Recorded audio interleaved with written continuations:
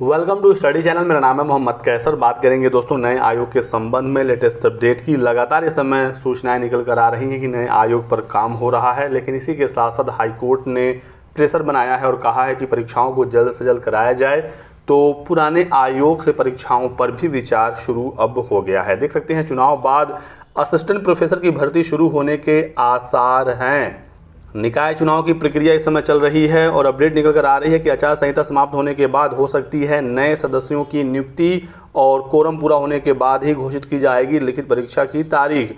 तो यदि पुराने आयोग को बहाल किया जा रहा है या किया जाए तो फिर आपकी परीक्षा जल्दी हो सकती है। सेम यही कंडीशन होगा यूपी टीजीटी पीजीटी 2022 की परीक्षा में। यदि माध्यमिक शिक्षा सेवा चयन बोर्ड को सदस्य और अध्यक्ष मिल जाएं तो आपकी परीक्षा जल्दी हो सकती है, क्योंकि नए आयोग में समय लग रहा है और कोर्ट ने कहा है कि अनावश्यक परीक्षा में देरी ना की जाए।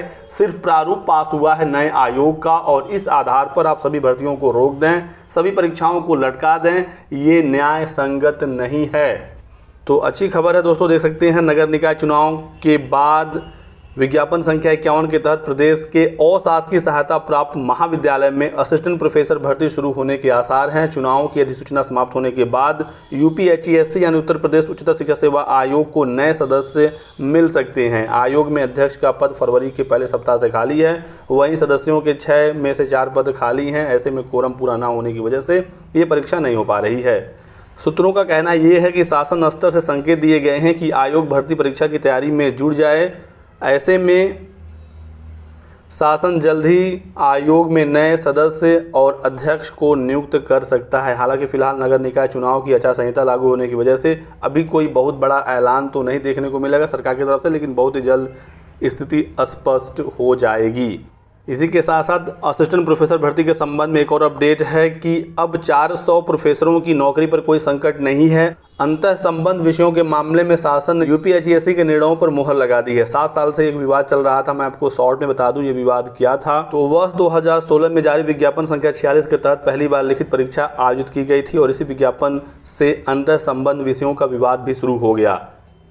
अंतर संबंध का मतलब दोस्तों ये हुआ कि जिस विषय की भर्ती आई थी जिसमें पीजी चाहिए था, उस विषय में डायरेक्ट पीजी ना होकर उससे रिलेटेड विषय में पीजी था और ये मामला चला गया था कोर्ट में। इस भर्ती में कई अभ्यर्थी ऐसे थे जिन्होंने आवेदन भी किया जिनके विषय भर्ती में शामिल नहीं थे। हालांकि आयोग ने जिन विषयों के विज्ञापन जारी किए थे अभ्यर्थियों के विषय उनसे अंतः संबंधित थे। इन्हीं में से एक अभ्यर्थी थे मनीष सोनकर। इन्होंने आवेदन किया। मनीष ने पर्यावरण विज्ञान से पीजी किया था, परंतु जंतु विज्ञान विषय से फॉर्म भरा, सफल हुए, इंटरव्यू में पहुंचे। आयोग ने इनका अभ्यर्थना निरस्त कर दिया। ये पहुंच गए कोर्ट में। कोर्ट ने इन्हें भर्ती में शामिल करने के लिए कहा।